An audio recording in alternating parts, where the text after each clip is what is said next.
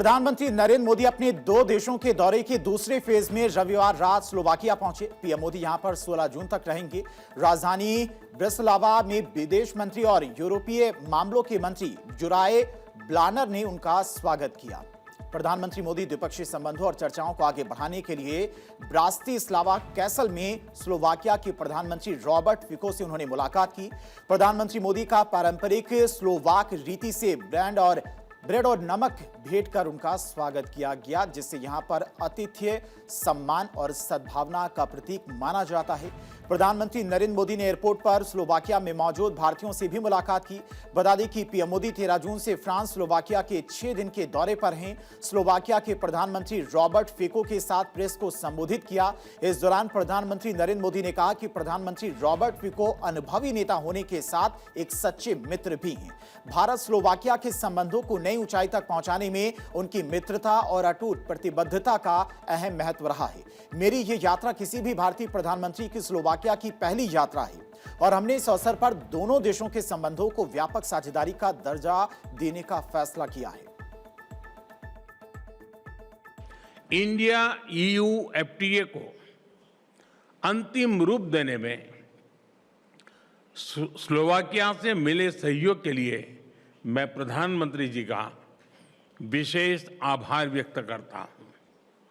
हम इसके जल्द से जल्द इम्प्लीमेंटेशन के लिए काम करेंगे ताकि दोनों देशों के उद्योग, स्टार्टअप्स और ट्रेडर्स इसका अधिकतम लाभ उठा सके। फ्रेंड, टेक्नोलॉजी हमारी भावी साझेदारी का महत्वपूर्ण स्तंभ है। डिजिटल टेक्नोलॉजी पर आज किए गए एमओयू इसे डिजिटल पब्लिक इंफ्रास्ट्रक्चर में सहयोग की नई संभावनाएं बनेगी। मुझे खुशी है कि स्लोवाकिया की एक यूनिवर्सिटी में एआई के विषय पर इंडिया चेयर स्थापित की जा रही है।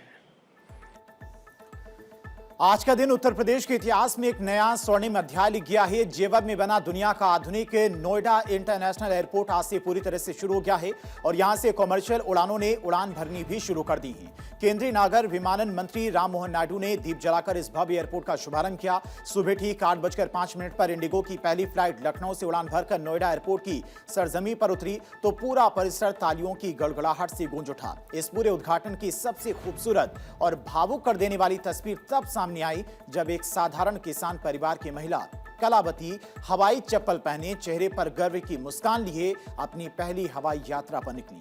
कलावती वही किसान हैं जिन्होंने देश के सबसे बड़े प्रोजेक्ट के लिए अपनी जमीन दी थी। यह नए उत्तर प्रदेश की वो हकीकत है जिसका सपना मुख्यमंत्री योगी आदित्यनाथ ने देखा था, जहां देश को प्रगति देने वाला किसान सिर्फ जमीन देने वाला नहीं रहता बल्कि विकास के रथ पर सबसे आगे बैठता है। कलावती का यह सफर इस बात का जीता जागता सबूत है कि हवाई चप्पल पहनने वाला भी अब हवाई जहाज में सफर कर रहा है। जिन्होंने योगदान दिया इस एयरपोर्ट के लिए, वो सब यहाँ की पहली उड़ान में जाएंगे, लखनऊ जाएंगे और आदरणीय मुख्यमंत्री योगी आदित्यनाथ जी से एक स्पेशल संवाद भी उनका वहाँ पे कार्यक्रम भी रखा हुआ है। तो ये बहुत ही ऐतिहासिक दिन है हम सब के लिए, क्योंकि ये प्रोजेक्ट काफी टाइम से सबका उत्साह था कि कब शुरू होने वाला है, तो आज वो दिन आ गया है। तो मैं सबसे पहले यहाँ के किसानों को जिन्होंने योगदान दिया है इस प्रोजेक्ट के लिए और सभी लोग जो जुड़े हैं इससे, ये प्रोजेक्ट को एक रियलिटी बनाने के लिए जिन्होंने भी योगदान दिया, उन सबको भी मैं बधाई देना चाहूंगा। सीएम योगी आदित्यनाथ की दूरदर्शी सोच और सबका साथ सबका विकास की नीति का ही नतीजा है कि आज आम जनता और अन्य दाताओं को इतना बड़ा सम्मान मिला। सुबह 8:30 बजे नोएडा से लखनऊ के लिए उड़ी एक विशेष फ्लाइट में जेवर के विधायक और अधिकारी के साथ में 170 किसान सवार थे। कितना बढ़िया लग रहा है प्रोग्राम, तो बहुत ही फर्स्ट क्लास। हमारे किसान है पूरे जो जेवर क्षेत्र के हैं, जिनकी जमीन गई है इसमें, और विधायक जी के द्वारा उनको लखनऊ लाया गया है। सीएम आवास जाएंगे, अभी वहाँ प्रोग्राम होगा, थोड़ा सा उनको धन्यवाद देंगे और बड़ा अच्छा लग रहा है। पहली बार जो फ्लाइट बैठे हैं, देहाती बेचारे सीधे आदमी हैं, पहली बार जहाज में बैठ के आए हैं, तो खुश बहुत है। तो बहुत बने अभी तक, जमीन बहुत गई, जमीन पे ही बने, पर यहाँ के किसान को सम्मान जो दिया है उसके लिए धन्यवाद देने जा रहे हैं। बहुत बढ़िया, पहली बार आए हम तो। पहली बार हाँ अच्छा लगा, बढ़िया लगा। बहुत बढ़िया लग रहा, बहुत बढ़िया। जेवर लखनऊ पहुंचे हवाई जहाज में, हवाई चप्पल से आए हम। देख लो हमारे योगी जी ने कितना बढ़िया कराया। हमारे माननीय योगी जी, मुख्यमंत्री योगी जी ने हमारी जमीन ली, थोड़ी थोड़ी कीमत की जमीन ही आज मौज कर दी हमारी। बिल्डिंगन में घूम रहे हम, ऐसे ऐसे रोड दे दिया आरआर में, विस्थापन कराओ जा, मजे खड़े कर दिए हमारे। अच्छा लग रहा है। लखनऊ पहुंचे, मुख्यमंत्री जी से मुलाकात करने जा रहे हैं। हाँ मुलाकात करने जा रहे हैं। नहीं, हाँ पहले एक बार बैठे हैं हम, लेकिन अब यहाँ तो हम इसी पहली बार ही आए, पहली उड़ान यही है। अच्छा लगा आपको? बहुत बढ़िया। बेटा करेंगे कुछ, खुशी है? हाँ बहुत खुशी है बेटा। जब ये फ्लाइट सुबह 9:20 पर लखनऊ पहुंची तो इन किसानों ने मुख्यमंत्री योगी आदित्यनाथ से मुलाकात की। किसानों ने भावुक होकर सीएम योगी का आभार जताया कि उन्होंने न सिर्फ उनकी जमीनों का सही सम्मान किया, बल्कि आज उन्हें आसमान में उड़ने का गौरव भी दिया। ये पल यूपी की राजनीति में आम आदमी की सम्मान की एक नई मिसाल बन गया है। बड़ा ऐतिहासिक दिन है। वो किसान जिनकी जमीनों पर एयरपोर्ट बना, वो आज जेवर से लैंड का टेक ऑफ करने वाली पहली फ्लाइट के साक्षी बने। मुझे नहीं लगता कि दुनिया के इतिहास में या देश के इतिहास में पहले ऐसा कभी हुआ होगा। जो इतिहास आज जेवर एयरपोर्ट से रचा गया है। किसान मेरे पीछे खड़े हुए हैं, महिलाएं काफी तादाद में, वो खेती हर मजदूर भी आए जो जमीनों में मजदूरी करते थे। प्रधानमंत्री का जो विजन है कि चप्पल पहनने वाला भी हवाई जहाज में यात्रा करे, आज उत्तर प्रदेश के जेवर ने प्रधानमंत्री जी के उस विजन को साकार किया है। एयरपोर्ट को कल रविवार को ही किसी दुल्हन की तरह सजाकर तैयारियों को अंतिम रूप दे दिया गया था। पहले दिन इंडिगो एयरलाइंस ने 2 विशेष फ्लाइट्स के साथ में कुल 8 उड़ानों का संचालन किया। उद्घाटन की पहली फ्लाइट में यूपी विधानसभा अध्यक्ष सतीश महाना, मुख्य सचिव एसपी गोयल और 75 बड़े कारोबारी परिवारों के साथ आम यात्री शामिल हुए, जिनका एयरपोर्ट पर भव्य स्वागत किया गया। अब नोएडा इंटरनेशनल एयरपोर्ट से देश के कोने कोने को जोड़ने की शुरुआत हो चुकी है। यहां से बेंगलुरु, लखनऊ, हैदराबाद और अमृतसर जैसे बड़े शहरों के लिए नियमित उड़ानें शुरू हो गई हैं। और चलिए इसी के साथ बढ़ते आगे। बात अब अगली खबर की। गोरखपुर दौरे के तीसरे दिन मुख्यमंत्री योगी आदित्यनाथ ने गोरखनाथ मंदिर परिसर में आयोजित जनता दर्शन कार्यक्रम में करीब 200 लोगों की समस्याएं सुनी। इस दौरान बड़ी संख्या में लोग इलाज के लिए आर्थिक सहायता, जमीन के मुआवजे और अन्य प्रशासनिक समस्याओं को लेकर पहुंचे थे। मुख्यमंत्री ने सभी को समस्याओं के समाधान का भरोसा दिलाया और संबंधित अधिकारियों को त्वरित कार्रवाई के निर्देश दिए।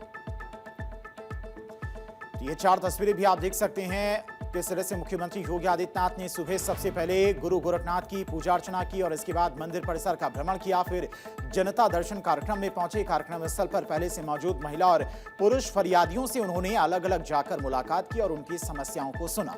मुख्यमंत्री ने अधिकारियों से कहा है कि जनता की शिकायतों का प्राथमिकता के आधार पर निस्तारण किया जाए और किसी भी जरूरतमंद को अनावश्यक परेशान ना होना पड़े। जनता दर्शन में कई लोग अपने परिजनों के इलाज के लिए आर्थिक सहायता की मांग लेकर पहुंचे। एक महिला ने परिजन के उपचार के लिए मदद की गुहार लगाई। जनता दर्शन कार्यक्रम से पहले मुख्यमंत्री योगी आदित्यनाथ गोरखनाथ मंदिर परिसर में स्थित गौशाला भी पहुंचे। यहां पर उन्होंने गायों को गुड़ और रोटी खिलाकर उनकी सेवा की। मुख्यमंत्री को देखते ही कई गायें बैरिकेडिंग के पास पहुंच गईं। उन्होंने एक एक गाय को अपने हाथों से गुड़ और रोटी खिलाकर तथा उन्हें पुचकारा। इस दौरान उन्होंने गौशाला के कर्मचारियों को सभी गायों की बेहतर देखभाल सुनिश्चित करने के निर्देश भी दिए। और अब बात केरलम की। केरलम में कांग्रेस की अगुवाई वाली सरकार ने महिलाओं के लिए मुफ्त बस सेवा की योजना लागू कर दी है।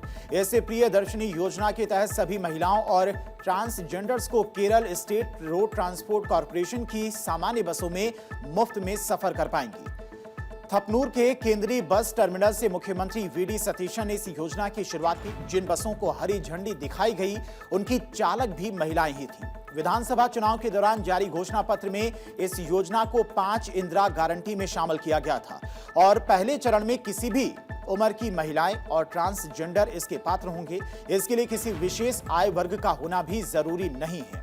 आधिकारिक सूत्रों ने बताया कि इसके लिए किसी पूर्व पंजीकरण, दस्तावेज या फिर आवेदन प्रक्रिया की आवश्यकता नहीं होगी। बस में चढ़ने के बाद महिलाओं और ट्रांसजेंडर को कंडक्टर से इलेक्ट्रॉनिक टिकट मशीन से प्रियदर्शनी टिकट लेना होगा। उन्होंने बताया कि यह टिकट प्रणाली डिजिटल रूप से हर यात्रा को रिकॉर्ड करेगी, जिससे KSRTC को खर्चों की प्रतिपूर्ति और पारदर्शी लेखा जोखा रखने में मदद मिल पाएगी। मुख्यमंत्री नायब सिंह सैनी ने रोहतक के डी पार्क में हुए भीषण अग्निकांड स्थल का निरीक्षण किया और प्रभावित दुकानदारों से मुलाकात कर घटना की पूरी जानकारी ली। मुख्यमंत्री ने अग्निकांड में जान गंवाने वाले कपिल सौरभ, अमन के परिजनों से भी मिलकर संवेदना व्यक्त की तथा उन्हें हर संभव सरकारी सहायता का भरोसा दिया। मुख्यमंत्री ने कहा कि यह घटना बेहद दुखद और पीड़ादायक है। सरकार इस कठिन समय में प्रभावित परिवारों और व्यापारियों के साथ में मजबूती से खड़ी है।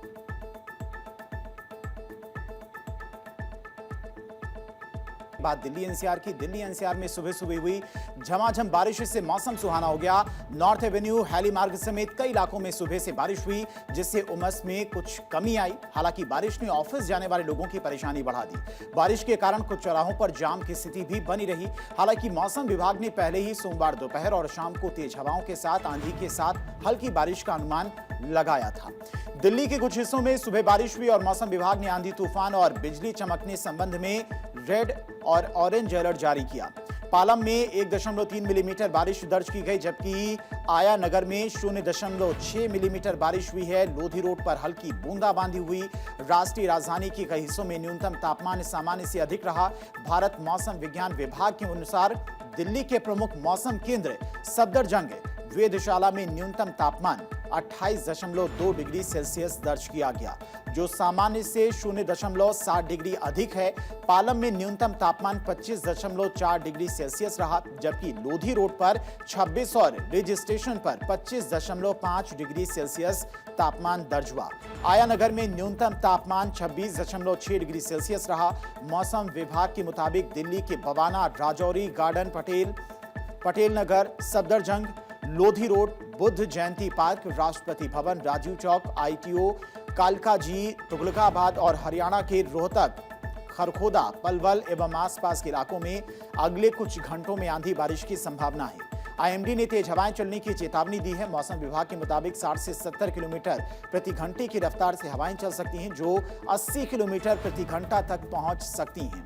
हल्की बारिश के साथ गरज चमक का भी अलर्ट है। बता दें कि मौसम विभाग ने पहले ही सोमवार के लिए आंधी बारिश का अनुमान लगाया था। दिल्ली के कई हिस्सों में न्यूनतम तापमान सामान्य से ऊपर दर्ज किया गया।